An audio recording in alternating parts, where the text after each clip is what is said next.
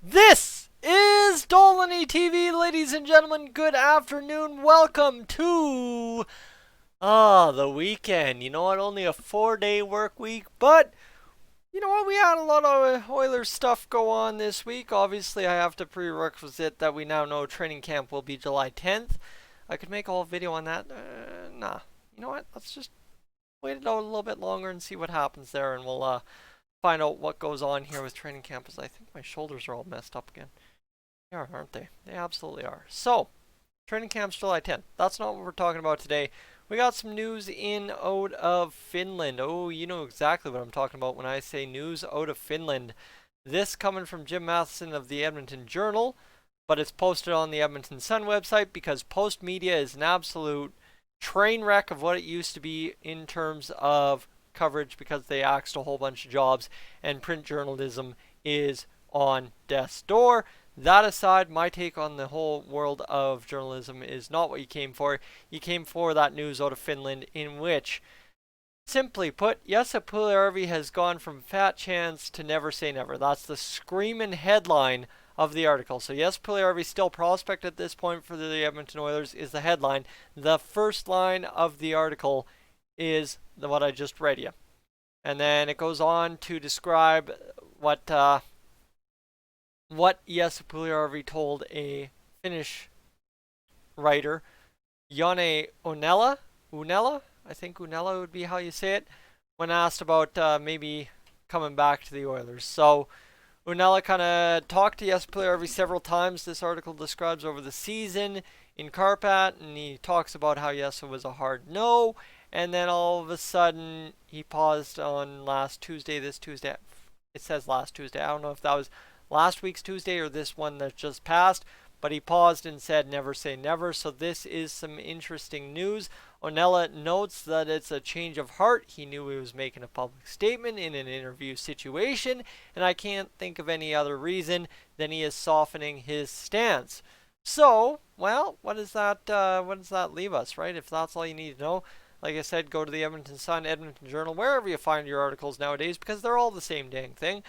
But end of the day, that leaves the door open in terms of what we're getting out of Finland for Jesse Puljujarvi to return to the Oilers. And it was about this time last year we were 100% convinced we would never even talk about Jesse Puljujarvi again because the NHL draft was coming up and we'd probably deal with it within the next 2 or 4 weeks or month and a half, whatever, 2 to 6 weeks, whatever you want a time frame. Here we are a year later still talking about it, and now we're coming around the circle the other way, talking about Jesse Puljujarvi possibly saying, never say never, I could come back. Well, all right, let's go back to that Edmonton Journal article for just a second, shall we? There's one last thing I have to note is Jim Matheson notes what kind of the contract detail would be for him to come back. He will be playing on an $874,000 qualifying one-year deal is what the report says. So that's what you have to take away from that is there's the possibility of getting Jesse Puljujarvi to come back for less than $1 million and then figure him out. But the article also notes what do you do with the top 6, top 9 wingers where you've got Josh Archibald who realistically, if he can find that scoring touch earlier on in the season, is a legitimate third-line winger for the Edmonton Oilers over the history of the team since I've been following anyway. And of course then, okay, yes, Puljujarvi's supposed to fit there. If you bump Sheehan Archibald down to the 4th line, great. Oh my goodness, you see where the headache comes in trying to rearrange the team for next year with Jesse Puljujarvi in there. And I think, end of the day, no matter how you approach a Jesse Puljujarvi, right? If you trade him, what are you trading him for? If you keep him in Finland, is his value going up? Is his value going down? If you bring him back into the fold, is he going to Bakersfield or is he playing in the NHL? Your guess, as good as mine on all those fronts.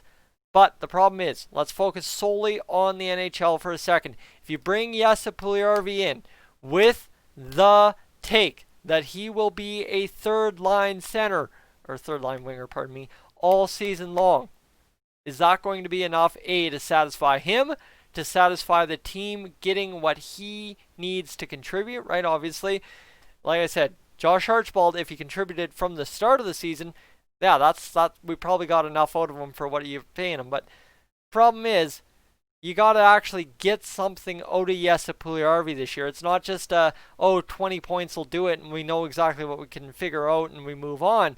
Because 20 points, you know what, that's the bubble. If he totally, completely craps the bed, is he going to be good enough to go to Bakersfield and play some hockey down there and figure it out in North America and come back up and do the job right? That question remains to be seen. It kind of, I guess, I'm debating it all 100 million ways already and trying to get into too much nitty gritty. It comes down to this.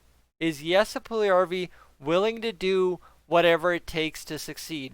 And are the Oilers willing to give him enough rope to succeed, right? Because we've seen kind of over this past few years the players that don't come in with a chance to succeed, right? You think Cooper Marody under Todd McClellan and Ken Hitchcock, he got a shake, but I mean he was playing 3 minutes and 55 seconds per game. That's useless. That's absolutely useless to evaluate a prospect.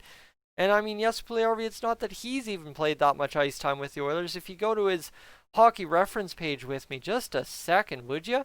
You know what, I've been a hard stance on Puljujarvi, trade him.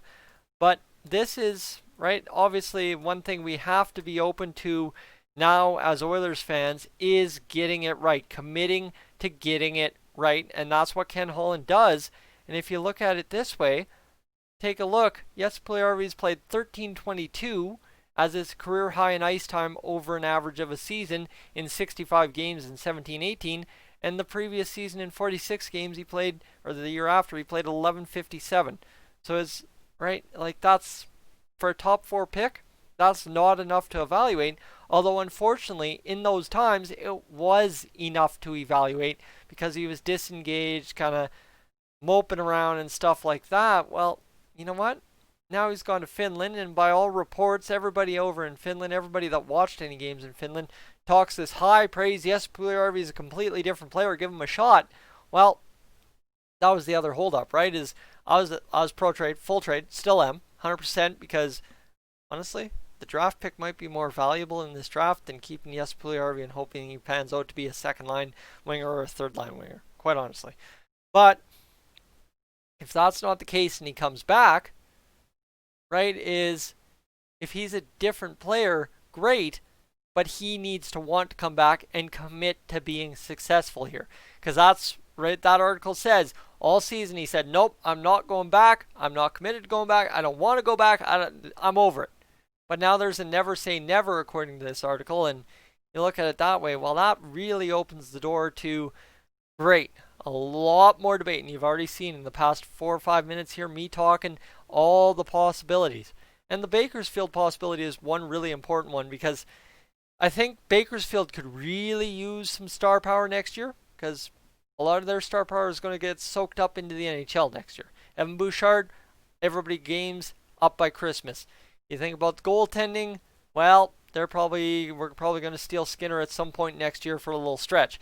Right, these guys are going to be missing stars on their club next year. There's even a little article I think out today about Cooper Marody, who just released his song in tribute to Colby Cave, about him coming back fully healthy from the concussion issues and committed to making the NHL roster at points next year.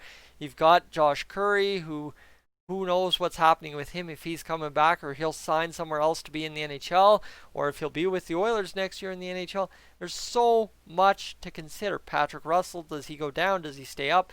Right? There's so many situations in which what do you look at and see for that Bakersfield team, and having a star like Jesse Puljujarvi on that team developing and really shining would make a world of difference for our friends in Bako. 100%. That's not a word of a lie. I can tell you straight up, there are a lot of players or a lot of people in Bakersfield who would love to have a guy of the star power, right? If you take the star power that Puljujarvi had in Finland, it would roughly translate to the star power he'd have in the AHL if he succeeded. So I think there's a lot of people who would take that at our AHL level right now and be very happy with it, all things considered. And then, of course, the success story if he comes up and succeeds. Problem is, there were two things. The Oilers needed to want to have him back and figure out how to get him back. Secondarily, he needed to want to come back. Now it seems there's Ken Holland in one corner, Jesse Puljujarvi in the other corner, and those corners have kind of come a little bit closer together all of a sudden. So, I mean, it remains to be seen at this point. And again, like I said, probably better to get the draft picks this draft, trade them at the draft, and just deal with it then. But, hey, you know what? Ken Holland. I've been proved wrong, proved right by him several times, and hey, the track record is he gets it right. So we'll see what happens. Guys, I'm Tyson. This is Dolynny TV. I will catch you in the next one.